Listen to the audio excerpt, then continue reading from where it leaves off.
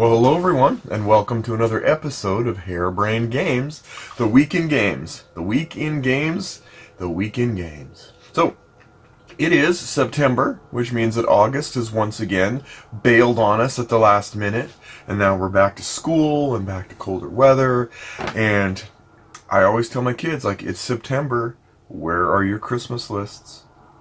Yeah. Yes, I am one of those early shoppers. I do tend to do my Christmas shopping way early. I stand alone, with much mockery ensuing. With that, let's get to the news. Alright, for the 9th time in history, Carcassonne, one of the oldies but goodies, is getting another expansion. I don't know how they do it. They are longevity. It is the... yeah, it's the amazing longevity of this game. So good on it for its 9th expansion. There's another Kickstarter game coming out that's of a political nature. Big surprise there, with politics being all the rage. Called The Partisans, political board game. Now, this one is intended to kind of... it seems like it's bent more on educating on the political system, with a little more interaction between different groups of people. So it's more of a... it's not a party game, unless you're a political party, but whatever. But it does definitely have more humor, interaction, and discussion than some of the other more political games I played in the past. So if you're interested in that, check it out on Kickstarter. It's called The Partisans. More importantly, there's actually another thing going on. I did a review of this game in its preview state, and like I said, it was a shock.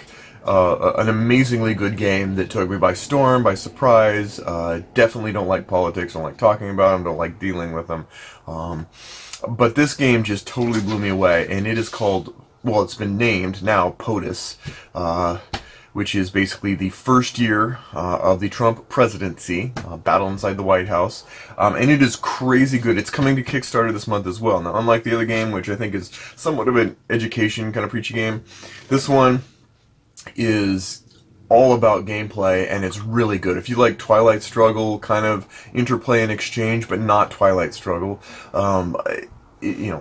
carte blanche, you'll like this. You probably would like this even if you don't like politics. Give it a shot. If it's coming out on Kickstarter, they are having a little bit of trouble because they can't really advertise because, unfortunately, because of politics, it's hard for them to get the word out about this game, but I am astounded by how great it is. I will be buying a production copy as well as the prototype copy. I like it that much.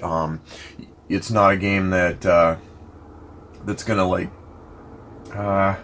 it's not a game intended to offend. It's a game intended to say, here's the facts, ma'am. Now you take your own impetus and your own desire to play one of the 4 factions and try to jockey for position within the White House. So definitely different than what you might expect if I was to say, hey, have you played the Trump game? So anyway, with that, the other thing, announcement of Between Two Castles from Jamie Stonemeyer. I cannot get this right today. And Mad King Lugwood Castles. Mashing them up together to create a single game based on this. Not sure if it's up my alley, but I do find it intriguing that they're mashing up 2 very different brands to create this game. So I'll be watching it carefully and seeing what my friends say. Digital-wise, Lord of the Rings Living Card Game has come out in early release. Those of you who know about it know that it is based on Lord of the Rings, the Living Card Game, which is astounding. I rated it a 4 when I first got it, and then a year later it clicked, and now it's 9 to 10 level. It's that good. This is not that game. That's one thing that was made clear. While it has some basic ideas and imbues some of the elements of it, it is not. It's more... if you really want to enjoy it, you likely will want to go into it with the idea that it's flavored by Lord of the Rings Living Card Game, but it's not. It's okay in its own right. I played it. It's amusing. Has some interesting financial models I'm not sure that I would stick with. But hey, if you're interested, check it out. Just don't expect it to be a translation of the Living Card Game that some of us really wanted but understand. And with that, let's get to my question of the week. So, question I got, because people know I love sports and people know I love games, is like, say, so is this the time when you pull out the football games and play them? And I just have to say no. I like football games, and this would be the time I'd play them, but I actually have never found a real fulfilling sports game as a board game equivalent yet. The closest was probably Baseball Highlights 2045, but then baseball is a pastime, so I'm a little bit more leaning towards that. But you just can't capture sports. I mean, I just have the same opinion of video games. Like, Madden 19, great, you can play it, but ultimately you're not really playing it. Nothing beats being out there playing a sport, which is why I love basketball, I love football, I play a lot of basketball. Not very well, but I play a lot of it. But nothing really has captured it yet. That's not to say it couldn't happen, but I still wait for the day when something comes out that just says, yeah, this is so much like the real thing. Part of it's, there are football strategy simulators, there are basketball, league, there are lots of games out there that will satisfy kind of the idea of playing the game. First and Goal is a really clever idea and whatever, but whenever I get the itch to play a sport, if I sit down and play a board game of a sport, I instantly just want to go play the sport. So I'm the last person to do that. That said, like I said, there are great board games out there that have some sports ideas that are fun. I mean, Blood Bowl, who doesn't like a game of Blood Bowl, right? But anyway, that's the answer to my question of the week, is no, I'm not necessarily a sports mashup with board games mashup guy. I will play them and I will find them amusing for the sake of the board game element, but nothing captures just getting out there and playing. Burn more steam too, which means I earn more snacks. And with that, let's get to my 3 games of the week. Okay, game 1 is an oldie but goodie that's getting a reprint called Arboretum. In Arboretum, you are basically creating an arboretum by matching up certain trees and certain patterns and combinations. How you match those up as you're laying them out will determine what score you ultimately get. It's surprisingly cutthroat. I didn't realize trees were so nasty unless they were Ents. And even then, they're a little bit slow and not necessarily that particularly nasty. But if you haven't had a chance to try it, and the sequel the next edition of it comes out, I think you'll find it amusing. There is thinking. There's some thinky stuff to it. Some clever thinky stuff. So, highlight on that. Next, I have bought tons and tons of Tiny Epic things. I decided to take the bullet and go find Tiny Epic Defenders from the past, the 2nd edition. I have all the ones up to the recent ones except the zombie one. Once again, they just kind of have this style all their own. And they're good, and they're serviceable, and they're bite-sized, and oddly enough, when I get done playing a Tiny Epic something, I usually want to go say, that was fun. I'd really like to sink my teeth into X. So instead of Tiny Epic Defenders, defending around like, hey, Castle Panic, Tiny Epic Galaxies, hey, let's go play Space Empires, Tiny Epic Quests, it's like, hey, why don't I grab Runebound 3rd edition? So these are great starters for other games, but they still hold out on their own. This actually adds a lot, enough that it actually is meaty enough that I will play this in its own right. So I wouldn't buy the one on the left without the one on the right. These are a solid 7 in my mind. And finally, last but not least, I bought this a while ago from Kickstarter, Renegade, from Richard Wilkins, Ricky Royal.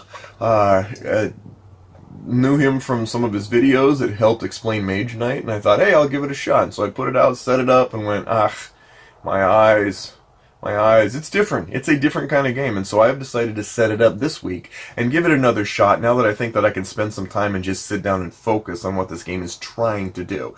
It definitely has this sort of like Tron vibe, with a, with this kind of not a necromancer or a neuromancer kind of, I don't know, it's just different. I mean, in the end, it looks like it's kind of an abstract game, but it's got some things about it that make it just a little bit, I don't know, nice kind of techno vibe. We'll see. We will see. I have expectations that I'll end up liking it. I just need to bite the bullet, sit down, stop talking, and start playing. And with that, let's get to Tim's Tantrum.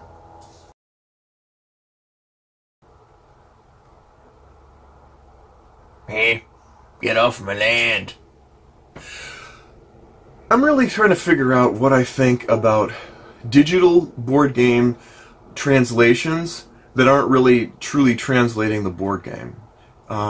These are the kind of like inspired by true events movies that really aren't. They're like, take a few of these and often go, yeah, like, we'll take some styles, pieces out of it. And, there's 2 of them that come out. Obviously, Lord of the Rings, living card game, which in its own right isn't bad. And then Gloomhaven. Gloomhaven is definitely, it has another game coming out, although it's another one that's inspired by it. It's not Gloomhaven, and I'd love to say, hey, wouldn't it be nice to be able to play Gloomhaven with friends, especially because of its length and scenarios, and go, hey, let's meet up every week and do this. Plus, the amount of housekeeping means your Gloomhaven sessions are going to get cut probably 30-40%. But that's not going to happen because that's not what this game is about. And it just makes me wonder, like, why not? I can think of a few reasons. Maybe it's just not fiscally viable to try to fit a subset of board gamers who would play that when you could pull it out and say make Lord of the Rings meets Hearthstone, which is, I've been told it's an unfair comparison. I haven't played it. I think there's a fair comparison there. I don't know. I don't know whether I like it or whether I'm okay with them existing. I just feel a sense of loss when something comes out and you're like, oh no, that wasn't like it at all. Like, hey, I read that book. I'm gonna go see. Great, they just chopped up that movie. I don't know. What are your thoughts? I don't have a very strong hate for it, so it's not really a tantrum per se. I just, in some ways, almost wish. Yeah, I wish that the games would come out translating the experience of playing the board game directly, but like I said, maybe it's just not viable in a lot of cases. Either way, what are your thoughts? Let me know, and that will wrap it up for this week in games. Thanks again, and we'll see you next time on Harebrained Games.